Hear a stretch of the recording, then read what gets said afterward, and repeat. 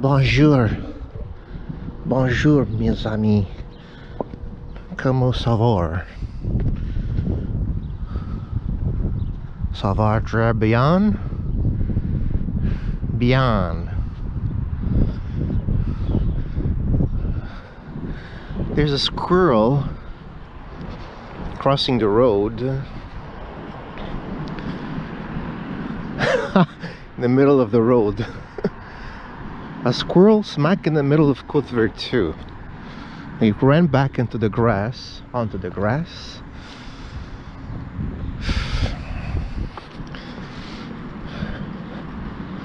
Well, it's really early right now, and I don't know what to do. It's Sunday morning, 6 a.m. I fell out of my bed. I don't know what to do. I would take the opportunity to fly my radio control airplane, but that's what I do most weekends. I can even fly like on a weekday, like really early in the morning. Let's go get my car. It's actually kind of cold out there this morning. Well, that's Canadian weather to you. That's Canadian weather to you. What can I say? You never know what you're gonna get. Although, even though technically it's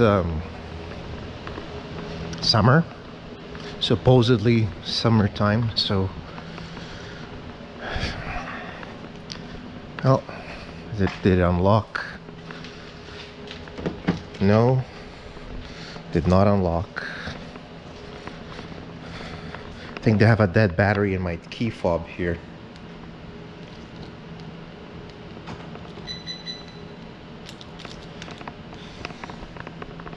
Hello.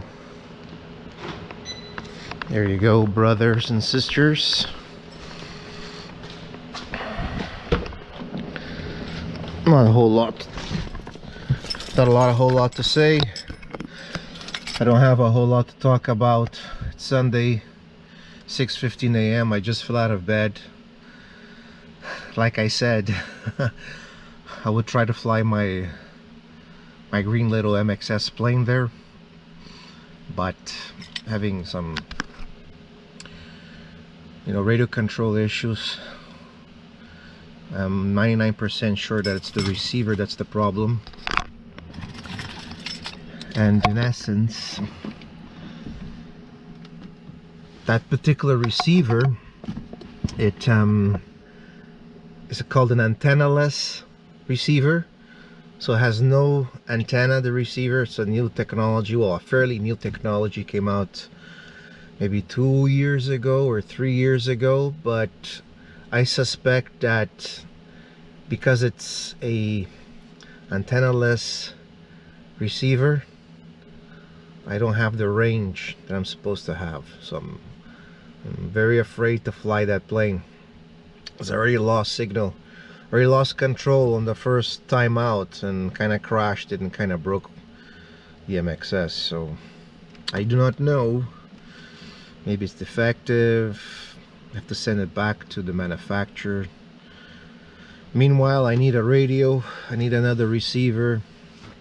So I've been waiting for 3 weeks now for the orange receiver that I bought from Hobby King.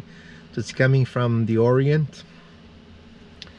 So this Friday marked the 3rd week that I ordered it, so it's, I guess, supply chain problems are causing delays, so I might get it this week. So I'll be able to hook that up with my orange transmitter, and we'll go from there. Let's start this puppy up.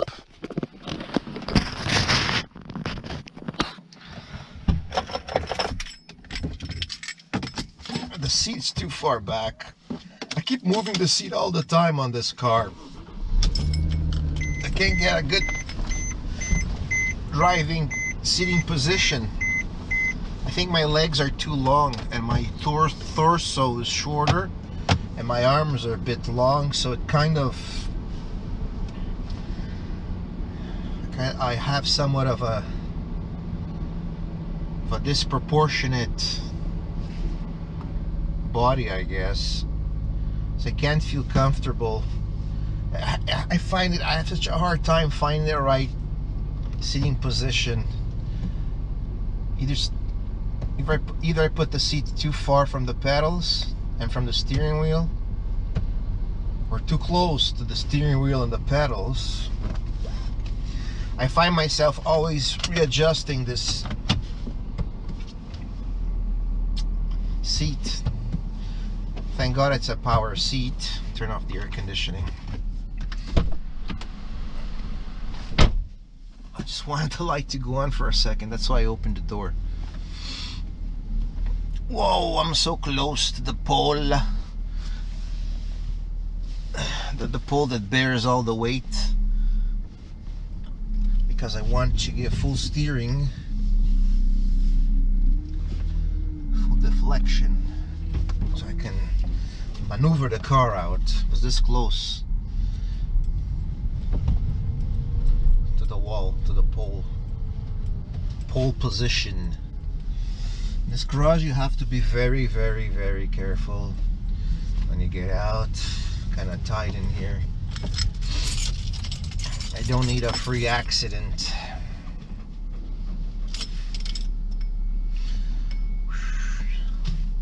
Open up, bro. Open sesame, whatever.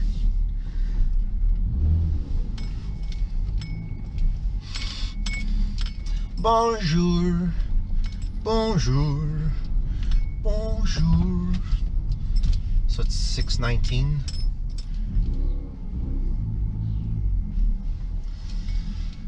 There used to be a mirror there so you can see the flow of traffic, but it's rusted. It's rusted right off the wall. So what shall I do? Shall I cheat and make an illegal U-turn? Whoops, the sun blinded me there for a second.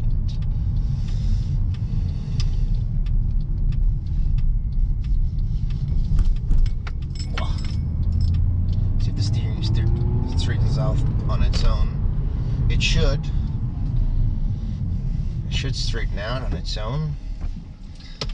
Make a turn here. So I'm going to go to the park where I fly my airplane, which I don't have my plane with me right now, obviously. Here comes the sun. Na, na, na, na. Here comes the sun. It's alright. You darling, I forgot the words to this song. I used to have so many songs memorized from over the years, different types of music and, you know, different artists and etc. and so on and so forth. But I've probably forgotten more than half of my... See, I have a problem with this corner. That car, you see, you're supposed to put on your signal, you idiot, and I'm waiting for you to go straight. Every time I come to this corner, it's the same story. I have a problem. People, they check their brains at home. They sit there at the light. You don't know if they're gonna turn left or where they're gonna go, you know? Like you're waiting and they don't have their signal on and then they turn without their signal. You're like, it's such a waste of time, man. I could have gone already.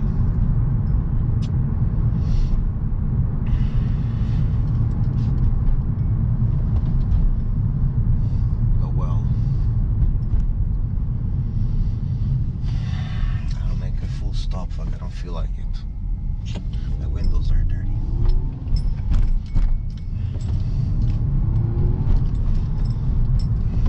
The light's green. I'm not gonna push it. I'm gonna make it, yeah. Just, wow, that's so jarring.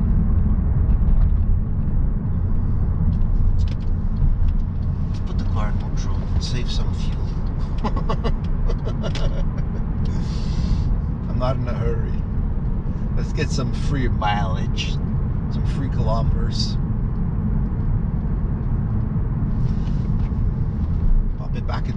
fourth or third or whichever or whatever.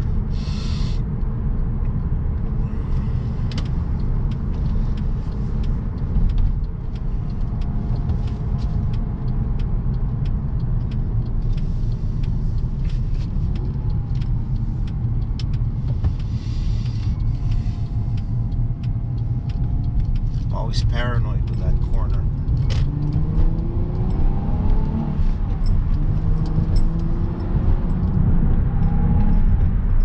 I don't want to murder a squirrel.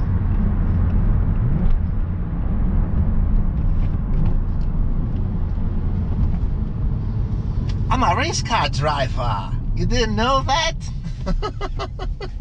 It's my secret.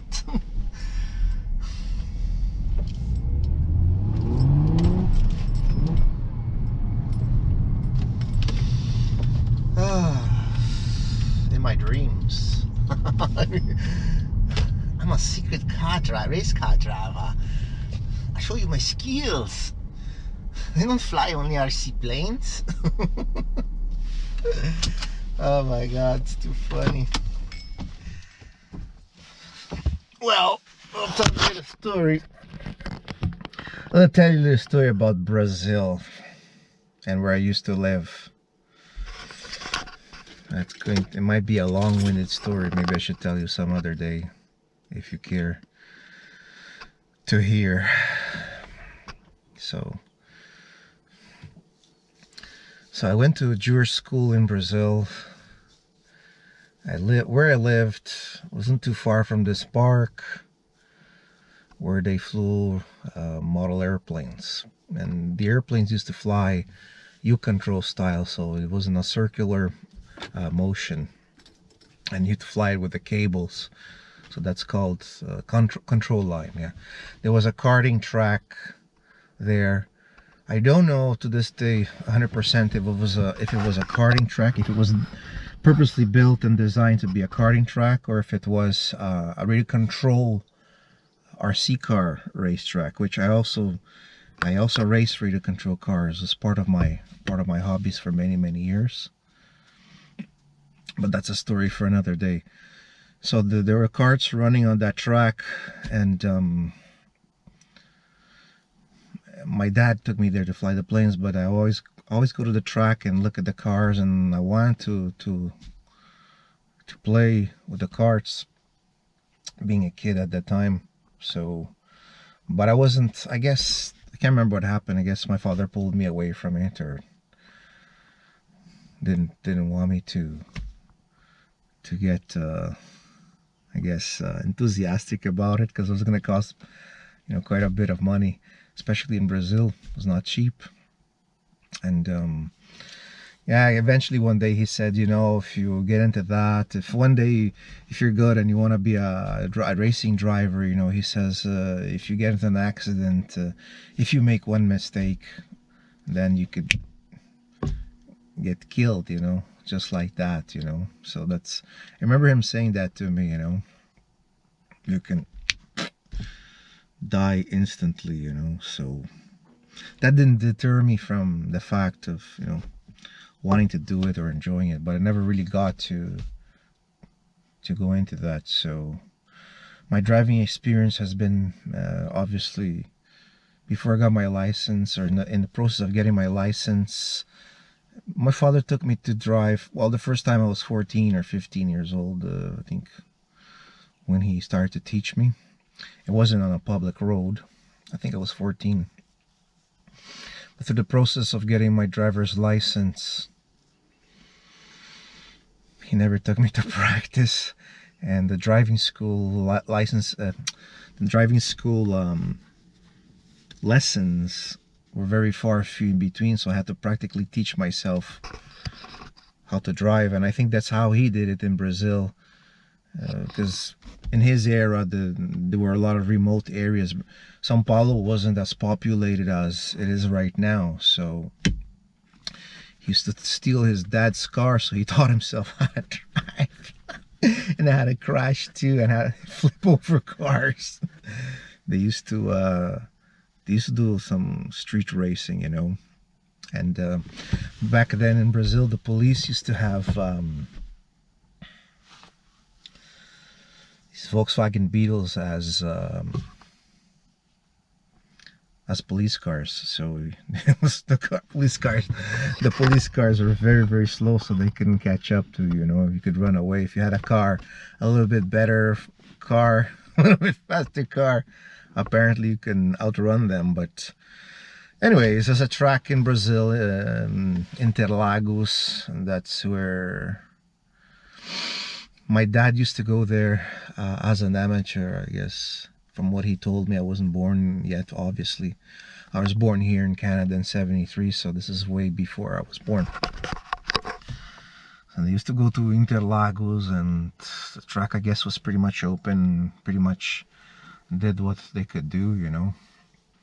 And this was also the little bit more upper or middle class kind of type of people or families. You know, had a car called, in Brazil it's called DKV, so I think it was, because I don't think Audi existed still. I don't know when Audi was formed. Yeah, I think Audi was already in existence, but I guess DKV was part of Audi, because, you know, Audi has the 4 rings, so those 4 rings, they're each a different car manufacturer that combined and came together, you know. So I don't know, apparently that's what the history is. So yeah, to make a long story short, DKV and, you know, Volkswagen, whatever, all those brands at the time were popular. I think the cars were built, manufactured in Brazil, I think. And you couldn't bring cars from outside, imports. I mean, you could, but it cost you a arm and a leg to do it. So I think